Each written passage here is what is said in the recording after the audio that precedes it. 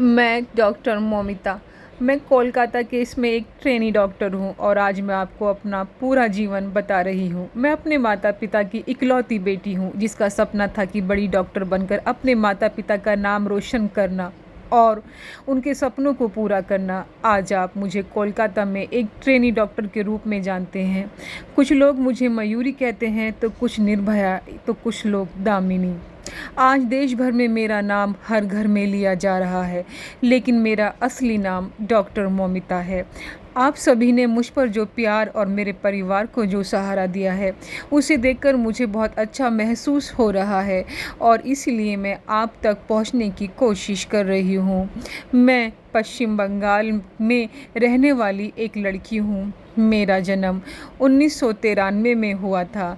घर में इकलौती होने की कारण मैं अपने माता पिता की बहुत ही लाडली थी। बचपन से ही मैंने अपने डॉक्टर बनने का सपना देखा था और मैंने अपने माता पिता को बहुत ही मेहनत करते हुए देखा था।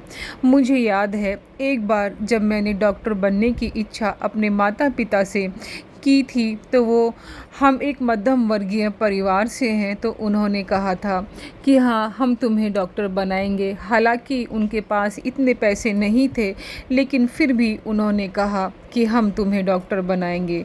उन्होंने मेरी इच्छा को मरने नहीं दिया, बल्कि उन्होंने मेरी इच्छा को पूरा होने में मेरा साथ दिया। मेरे पिता को मेरी यह इच्छा सुनकर बहुत ही खुशी हुई। उन्होंने मुझसे कहा, तू बहुत पढ़ लिख कर बड़ी डॉक्टर बन, मैं हूँ ना। कहते हुए उन्होंने मेरे सिर पर प्यार से हाथ फेरा था। तब से मेरे माता पिता ने अपने मेहनत की कमाई से मेरी शिक्षा के लिए पैसे बचाए। लोग अक्सर मेरे पिता से कहते थे कि गरीब होने के कारण वो अपनी बेटी को डॉक्टर नहीं बना पाएंगे। ये बातें मुझे बहुत चुभती थीं, लेकिन मैंने पूरी मेहनत से पढ़ाई जारी रखी और सभी को गलत साबित कर दिया। आखिरकार मैंने अपनी मेहनत से सरकारी कॉलेज में प्रवेश प्राप्त किया। मैंने दिन रात नीट परीक्षा की तैयारी की, क्योंकि मुझे सरकारी कॉलेज में दाखिला लेना था ताकि मेरी शिक्षा का खर्च कम हो सके। मैं बड़ी डॉक्टर बनकर अपने माता पिता को वो सारी सुविधाएं देना चाहती थी जो अमीर लोगों के घरों में होती हैं।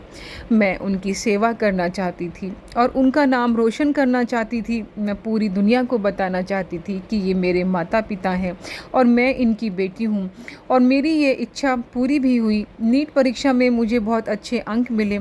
मेरे माता पिता ये देखकर बहुत ही खुश हुए और उसी के आधार पर मुझे कोलकाता के आरजी कर मेडिकल कॉलेज में एमबीबीएस में एडमिशन मिल गया। मेरी सारी मेहनत सफल हो गई और मेरे माता पिता भी मुझे सफल देखकर बहुत ही खुश हुए। धीरे धीरे मैंने अपनी पढ़ाई पूरी की, लेकिन मुझे और बड़ा डॉक्टर बनना था।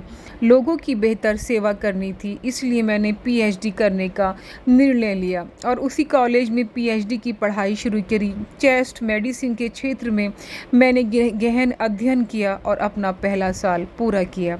मेरे माता पिता और मैं बहुत खुश थे, क्योंकि अब मेरी पीएचडी पूरी होने के बाद मैं एक प्रतिष्ठित डॉक्टर बनने जा रही थी। मैं लोगों की सेवा करने वाली थी और पिताजी ने मेरे शिक्षा के लिए जो कर्ज लिया था उसे भी मैं अब चुकाने वाली थी। जब मैंने अपने पिताजी से डॉक्टर बनने की इच्छा जाहिर की थी, तब मेरे माता पिता के पास कुछ भी नहीं था। मेरी इच्छा को जानकर मेरे पिता ने बहुत ही संघर्ष किया और कड़ी मेहनत करना शुरू कर दी। उन्होंने मेरी पढ़ाई के लिए पैसे बचाने शुरू कर दिए। मेरे पिता ने मेरी पढ़ाई के लिए कर्ज़ लिया और मेरे पिता ने जो कर्ज़ लिया था उसे भी मैं अब चुकाने वाली थी। मेरे पिता ने मेरे पढ़ाई के लिए लोन लिया था। मैं अपने माता पिता को एक अच्छा जीवन देना चाहती थी। हमने किन कठिन परिस्थितियों में जीवन व्यतीत किया था, इसे मैं कभी नहीं भूलती। और मुझे याद है कि मेरे माता पिता भूखे रहते थे, लेकिन मेरे लिए कुछ ना कुछ बनाकर रखते थे ताकि मैं भूखी ना सोऊं। मैंने भी उन्हें देखकर पैसे बचाने का तरीका सीखा। कई चीज़ें मुझे पसंद थी, लेकिन मैंने उन्हें कभी नहीं मांगा। इसलिए मेरे माता पिता हमेशा कहते थे कि मैं बहुत समझदार हो गई हूँ और वो मुझे अपने बेटे की तरह मानते थे। अब पढ़ाई के साथ साथ मैंने आरजी कर अस्पताल में ट्रेनी डॉक्टर के रूप में नौकरी भी शुरू कर दी थी। 2024 का साल शुरू हो गया। मुझे गणपति और दुर्गा पूजा बहुत पसंद थी। अब तो मैं डॉक्टर भी बन गई थी, इसलिए मैंने अपने माता पिता से कहा, इस साल हम गणपति और दुर्गा पूजा धूमधाम से मनाएंगे। अब हमारे पास पैसे भी हैं। आपकी बेटी एक प्रतिष्ठित डॉक्टर बनने वाली है। मेरी ये बातें सुनकर मेरे माता पिता बहुत खुश हुए। मेरे माता पिता मेरी हर ख्वाहिश का सम्मान किया करते थे और वो मेरी किसी भी बात को नहीं टालते थे। उन्हें खुश देखकर मेरा भी मन आनंद से भर जाता था। मैंने बचपन से अपनी माँ को हमेशा पैसे बचाते हुए देखा था, लेकिन मेरे लिए वो कभी भी खर्च करने से पीछे नहीं हटते थे। मेरे पिताजी 63 साल के हैं, लेकिन उन्होंने अब तक काम नहीं छोड़ा। एक बार वो बीपी की दवाइयाँ लेना भूल सकते हैं, लेकिन काम करना नहीं भूलते। हमेशा मुझे उन्हें समय पर दवाइयाँ लेने के लिए कहना पड़ता है।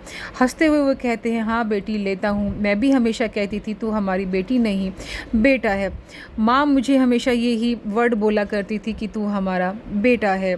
जब मैं कॉलेज जाती है, ड्यूटी पर होती, तो अक्सर कानों में कुछ गलत कामों के बारे में सुनने को मिलता। हमारे सीनियर डॉक्टर भी इस पर कभी कभी फुसफुसाते थे, लेकिन मैंने खुद को इन सब चीज़ों से हमेशा दूर ही रखा। कई बार मैंने अपने पिताजी से इसके बारे में बात करना चाही, तो मेरे पिताजी ने कहा, बेटा तुम इन चीज़ों से दूर ही रहो, ये बहुत बड़े लोग हैं और इनके हाथ बहुत ही लंबे हैं। कई बार ऐसा हुआ कि मैंने बोलने की कोशिश भी की, तो मेरी आवाज़ को दबाने की कोशिश की जाती रही। तो मैंने इस बात का बार बार अपने पिताजी से ज़िक्र करा, तो मेरे पिताजी ने कहा, बेटा तुम इस वक्त अपनी पढ़ाई पर ध्यान दो, इन बातों में मत पड़ो। शायद मुझसे इन लोगों को ख़तरा महसूस हो रहा था और इसीलिए उन्होंने पहले से ही कुछ योजना बनाना शुरू कर दी। ये उस दिन की बात बता रही हूँ जिस दिन मेरे साथ में ये सब कुछ हुआ, लेकिन मुझे इसका ज़रा भी अंदाज़ा नहीं था। कभी कभी मेरी दोस्त और मैं इस विषय पर चर्चा किया करते थे कि हमारे अस्पताल में कितने गलत काम हो रहे हैं, लेकिन हम हमेशा बोलते बोलते चुप हो जाते थे, क्योंकि हमें इन चीज़ों में उलझना नहीं था। खैर, हमारे अस्पताल में 2019 में संजय रॉय नाम का व्यक्ति भर्ती हुआ था। वे के आरजी अस्पताल की पुलिस चौकी में काम करता था। वो 4-5 साल से यहाँ काम कर रहा था, इसलिए उसे हमारे हर विभाग के बारे में पूरी जानकारी थी। कई मरीजों को वो बेड दिलवाता था और इसके लिए उसे पैसे भी मिलते थे, और वो लोगों से रिश्वत भी लेता था और रिश्वत के नाम पे बहुत मोटा पैसा वसूला करता था।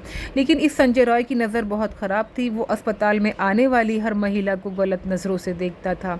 उसके बारे में भी हम में चर्चा होती थी, लेकिन वो हमारे प्राचार्य का बहुत ख़ास था और उनके लिए हमेशा काम करता था। इसलिए हमने कभी उसकी शिकायत करने का विचार नहीं किया, क्योंकि बेवजह विवाद नहीं चाहा। लेकिन हाँ, संजय रॉय की नज़र बहुत ही ज़्यादा ख़तरनाक थी। वो किसी भी लड़की को ऐसे देखता था जैसे कि वो उसका एक्सरे करने वाला हो। उसका करैक्टर भी सही नहीं था। कभी कभी उसकी नज़र मुझ पर पड़ जाती थी तो मैं घबरा कर नज़र फेर लेती थी, क्योंकि उसके देखने का अंदाज़ बहुत ही भद्दा और बहुत ही घिनौना था।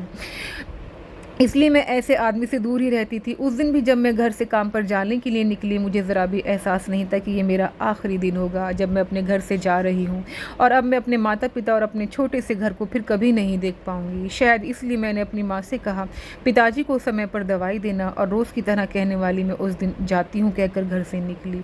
8 अगस्त को मैं पूरे दिन काम कर रही थी। हम मरीज़ों की देखभाल कर रही थी। हमारे सेमिनार हॉल के पास एक कमरे का निर्माण चल रहा था, इसलिए ऊपर आने जाने का ज़्यादा मूवमेंट नहीं था। मैंने रात में अपनी माँ को फ़ोन किया और बताया कि मैं सही हूँ, और उन दोनों की मैंने खैरियत पूछी कि आप दोनों कैसे हैं, पिताजी ने खाना खाया कि नहीं। मैंने अपनी माँ से बहुत अच्छे से बात की और उनसे बात करने के बाद मैंने भोजन किया। लेकिन मुझे नहीं पता था कि ये मेरी माँ से मेरी आखिरी मुलाकात है। और वहाँ से बात करने के बाद मैंने अपने साथियों के साथ में खाना खाया, फिर हम अपने अपने काम पर लग गए। मैं थोड़ी फ्री थी, इसलिए मैंने रात को माँ को फ़ोन इसीलिए किया था, और उसके बाद मैं 11 बजे थे, मैंने वहीं सबका खाना खाया और पिताजी की दवा के लिए माँ से बात की। माँ ने मुझसे पूछा, बेटा तू ठीक है? तो मैंने कहा, हाँ मैं ठीक हूँ, लेकिन मुझे नहीं पता था ये मेरी माँ से आखिरी बात है। तो अब आप ही बताइए, क्या मुझे इंसाफ मिलेगा? और मेरे साथ जो उस दिन सेमिनार हॉल में हुआ, मैं उसे कैसे बयां करूँ? मैं उसे बयां नहीं कर पाती हूँ। सबको पता है कि मेरा आरोपी जो है संजय रॉय है, और उसके साथ कुछ और लोग भी मिले हुए हैं। तो क्या आप मुझे इंसाफ दिलाएंगे? आपकी बेटी, देश की बेटी, मदद के लिए गुहार लगा रही है। मेरी आत्मा तड़प रही है, बिलख रही है। मेरे माता पिता का कौन ख्याल रखेगा? मेरे माता पिता ने जो मेरी पढ़ाई के लिए लोन लिया था उसे कौन उतारेगा? आप मेरी बात समझते हैं ना? सभी के घर में बेटियां हैं। आज मेरे साथ हुआ है, भगवान ना करे कल को किसी और के साथ हो, तो मुझे इंसाफ मिलेगा ना? मैं सभी से कह रही हूँ और आप सब मेरी बात सुन रहे हैं, क्या आप मुझे इंसाफ दिलाएंगे? इस देश की बेटी को इंसाफ दिलाएंगे? मैंने सबकी सेवा की और सबकी सेवा करने का सोचा था। मैंने सोचा था कि मैं गोल्ड मेडल भी हासिल करूँगी, लेकिन मेरा ये सपना अधूरा रह गया। क्या आप मेरे कातिल को ऐसे ही छोड़ देंगे? नहीं, मुझे इंसाफ चाहिए। जब मैं मर रही थी तब भी मेरी आंखों के सामने अपने माता पिता का चेहरा था, तो क्या मुझे इंसाफ मिलेगा? मैं आपसे कह रही हूँ, इस देश से कह रही हूँ, क्या मुझे इंसाफ मिलेगा? मैं डॉक्टर मौमिता जो पूरे देश की सेवा करना चाहती थी, लेकिन मेरी ये इच्छा अधूरी ही रह गई।